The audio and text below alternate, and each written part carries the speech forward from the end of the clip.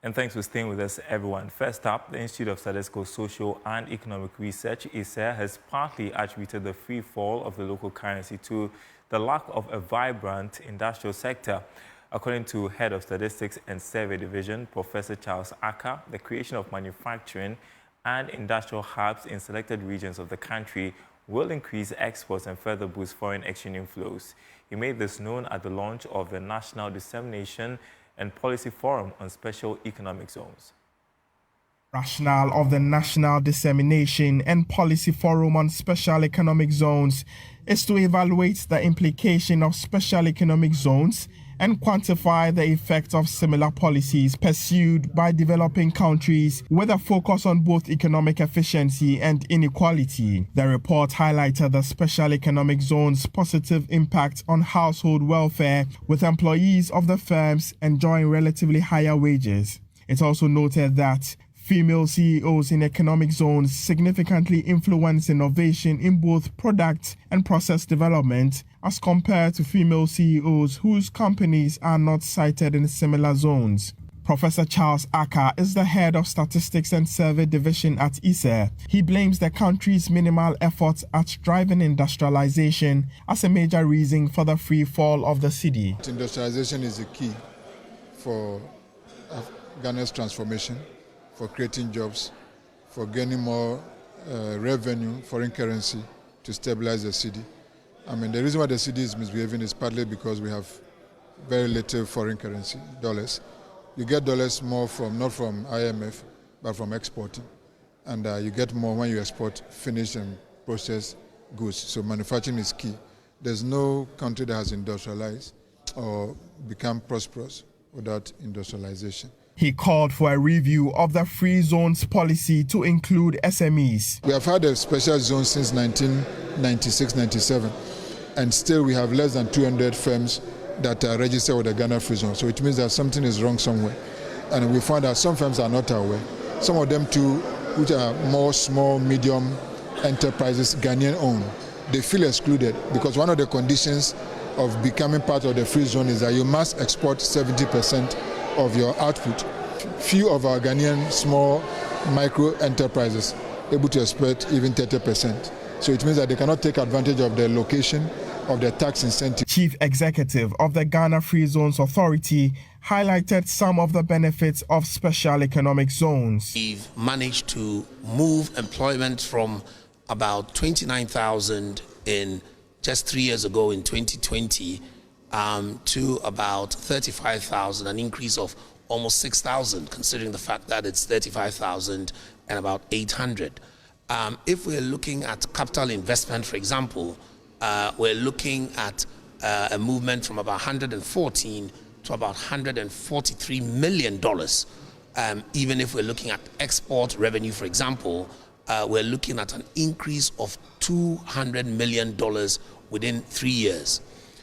This study was able to then give us the direct perspective of what the government is trying to achieve.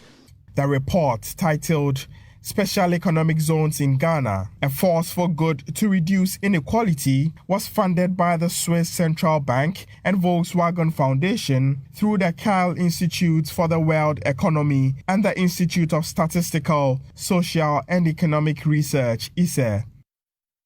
Now, the Bank of Ghana has been clarifying the 10.5 billion cedi loss it incurred in 2023, attributing it to the depreciation and exchange differences. Director of Communications at the Central Bank, Bernard Otabil, addressed a press conference today. In bringing inflation down by more than 30 percentage points, Bank of Ghana actually incurs cost on our open market operations. Let's break it down. What exactly does it mean by open market operation? This is what the Bank of Ghana actually spends in order to mop up excess liquidity from the economy. And why is this so important? When there is so much money in the system, basics, what really is inflation? When you have what? More money chasing fewer goods. So when that excess liquidity is mopped out of the system, in actual for what it means is that you are now trying to bring the balance between the demand and supply conditions together, because that demand and supply imbalances is what create that inflationary pressures that we've been talking about for quite some time now. Now, in doing so, and looking at where inflation was at end December 2022, we're looking at inflation at 54.1%. End December 2023, where do we have inflation? 23.2%. So reducing inflation from that 30 percentage points came with a cost. That aggressive mopping up that the bank had to go into resulted in a cost that is the open market operation. Why is it huge? If you compare this figure to what we spent in 2022 on open market operations, that's about 1.7 billion. Put together, it's about 5-fold increase on what we spent in 2022 in 2023. That is quite aggressive. And that aggressive mopping up exercise is what came with excessive cost in our case. But the point is pretty simple. Central banks are not, in the traditional sense of a business operation, profit maximizing entity. We provide the public good. Our services are to provide that inflationary reduction situation that would ensure that all economic agents, businesses, individuals, government, everyone that plays a part in this economy is able to plan better, is able to enjoy the better standard of living, to improve their well-being, to ensure that inflation does not become an additional cost on their cost of living. And that's exactly what it is. And it is for that reason that you would find that the mandate of central banks are actually enshrined in law to maintain stability in the general level of prices. Key financial sector indicators, what do they actually point to? And every stage of it, you realize that the bank was actually on top of the game. We did all this with our eyes wide open. So it's not a case where the Bank of Ghana deliberately decided to go into a state of generating a loss because we are not profit maximizing. No. Now, the IMF is set to release a new debt sustainability analysis on Ghana after its board meeting before the end of this month. The report shows some significant progress Ghana has made to improve its debt distress status and turning the economy around. The development is expected to impact positively on the Eurobond debt restructuring negotiations. Julie Kozak is Director of Communications at the IMF and has been given some details. Our aim is to bring the review to the IMF's executive board for approval before the end of June. This would give Ghana access to $360 million in financing, bringing the total to about $1.6 billion in disbursements since May of 2023. The authorities' strong policy and reform efforts under the 3-year program are bearing fruit, and signs of economic stabilization are emerging. So, for example, growth in 2023 was higher than we had initially envisaged. The authorities are also making good progress on their comprehensive debt restructuring. The domestic debt exchange was completed last year, and in January 2024, the government reached an agreement in principle with its official bilateral creditors. Ghana is also engaging its external private creditors to seek their support. Looking ahead, steadfast policy and reform implementation will be crucial to fully and durably restore macroeconomic stability and debt sustainability in Ghana. The government has committed to continue implementing the program as envisaged to ensure sustainable growth and support poverty reduction. With respect to the specific questions on the debt sustainability analysis, at each review, including this one that is in progress, the IMF does provide not only a full update of the economic situation and the macroeconomic projections, but also the debt sustainability analysis. So the latest DSA will be published with the staff report after the board considers the second review of the program. And of course, it's also just to reiterate that it is now important for the government to continue to make progress as it has been doing with its creditors to ultimately restore debt sustainability for the country. Well, let's turn to other news for you. Ecobank Ghana is expected to consolidate its position as the biggest bank in the country. This is because its parent bank, Ecobank Transnational Incorporated, is planning fresh investments to aid its growth and recapitalize the bank. 2023 PricewaterhouseCoopers data puts Ecobank as the biggest bank in Ghana in terms of market share and loan advances. Group Chief Executive Jeremy Awori has been speaking with George Afe in Lomé, Togo, and he first touched on the drivers of this sterling financial performance for last year. We took a distinct approach to focus on growth, and that growth was top-line growth, which is starting to come through. We looked at both our geographic growth and we looked at our business growth, whether it's corporate investment banking, consumer commercial banking, as well as payments. So what was good about last year is that we saw broad-based growth. We had challenges in a number of markets like Nigeria. Ghana is still on its way back. But the other markets, through our diversified approach, came up and managed to grow even faster than before and fill the gaps where we were facing some challenges. So we saw strong geographic growth. We've got 4 regions. They all came through well. And then we also saw each of the 3 businesses also coming and performing well, and we're investing in new businesses. So all of that put together is what led to a very strong growth for us as a business. What do you tell shareholders? And I know that you earlier on tried to explain about the no dividend, because for that person who might not be that financially sound and appreciate the numbers and didn't make it here, his argument was that you posted record revenues, you posted $500 million before tax. It's quite a huge one for any multinational, but still they were deprived of the required dividend for them to take something home. Yeah, we like I said, part of the strategy is really around driving returns for shareholders, large and small, and where it's not lost on us that they are looking to us for dividends, and that's what we wish to be able to give them in the future. The realities of operating a business across markets, we saw a number of things.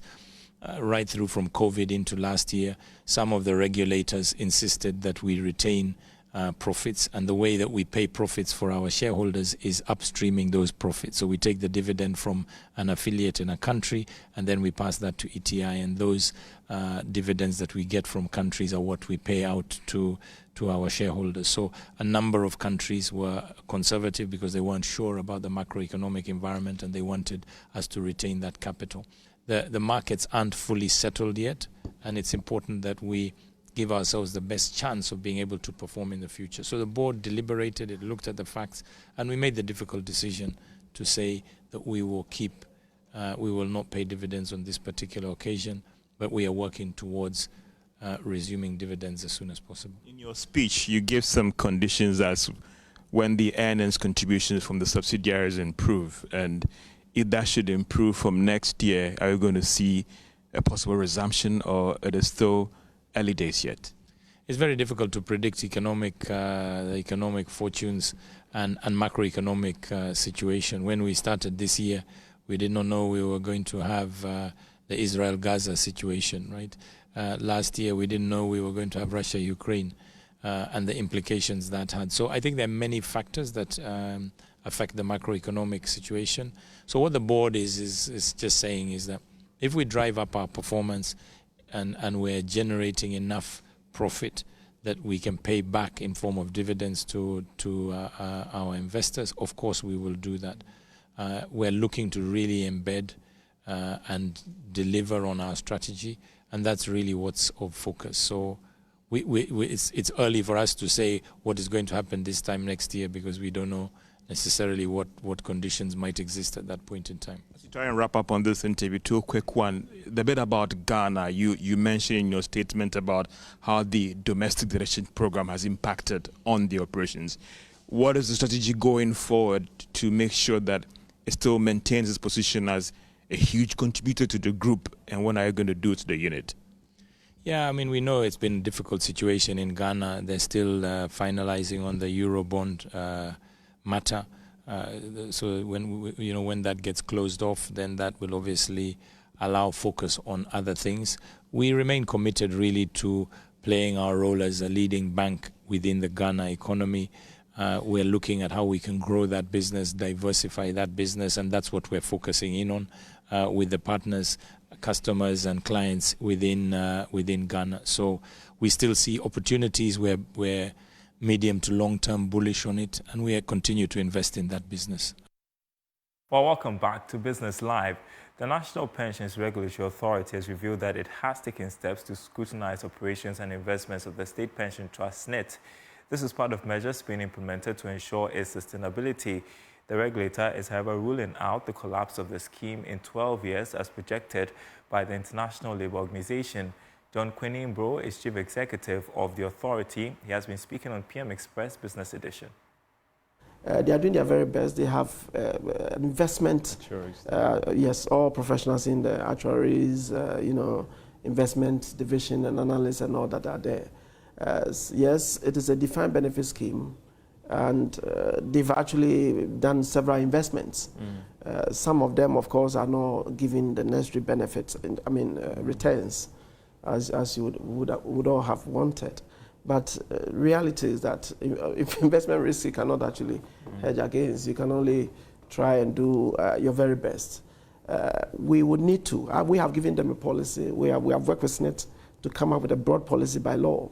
And if being proud to that, what they have done, if you have checked their statement, you see all the asset classes. We're trying to help to align these ones and then look at the kind of exposures to the ones that are not performing and all that.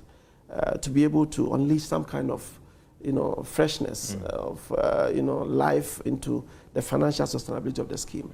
And apart from the investment policy, we are also looking at their expenditure, admin expenses. That is an area that the board is also seriously looking at for us to also just engage and streamline and make sure that in addition to looking at their investments, they are also being a bit careful and very prudential when it comes to their investment and then also the admin expenses. You need to be prudent otherwise. No matter how much you come in, as I mentioned about somebody's retirement amount, you are not likely to really get a benefit of it. All right, mining companies have been urged to strive to integrate their business process with sustainable environmental management. According to Senior Manager, Community Relations, AngloGold Ashanti Africa, Emmanuel Bedu, operational efficiency of mines would amount to nothing if businesses are not integrated with sustainable practices that focus on the strict adherence to environmental and social regulations and guidelines. He spoke to Joy Business at the West African Mining and Power Conference and Exhibition. Yes, so obviously as a company, committed to, sustainability is one of our core values as a business, and we ensure that we live sustainability in our business, in the way we do our business, the way we conduct ourselves, and the way we do everything. And so we don't only even invest in sustainability as an add-on initiative, as a thought, something that we have just thought about and we want to do. For us, it's within our DNA, and as a company, we believe in sustainability, pursuing sustainability agenda. But you can only push for sustainability when you are very conscious of ensuring that you are running a sustainable operation, and I believe that is what you asked. So in all the things we do, from operational planning, and then implementation of programs for our human resource, our people side, our governance side, and even our contribution to society, we deeply think about sustainability. Now, Absa Bank is making progress with initiatives to enhance environmental sustainability and promote the sustainable development goals across the country. According to the bank, this is part of its corporate social responsibility to support the community where it operates. Here's Director of Marketing and Corporate Affairs at Absa Bank, Nana Estilfua Tamako, speaking to journalists after leading a volunteerism campaign to plant 200 coconut trees at the Botiano Beach here in Accra. The Good Force Day by Absa Bank is dedicated towards embarking on a sustainable event to support communities and the environment. Starting with the planting of 200 coconut trees at the Botiano Beach in Accra, the bank is partnering Ecosoil to ensure the safety of the trees and also make the beach clean at all times. Director of Marketing and Corporate Affairs at Absa Bank, Nana Esilfua Tamaklo, explained the motive behind the sustainability drive. At Absa Bank, we take sustainability issues very seriously, and it's extremely strategic for us. And you know, with sustainability, there are various aspects of it, how we do business as a bank, and then also other sustainability elements which are very key for protecting our environment. Waste management is one of them, environmental protection is one of them, and many other sustainability initiatives. So we partnered with Ecosoil.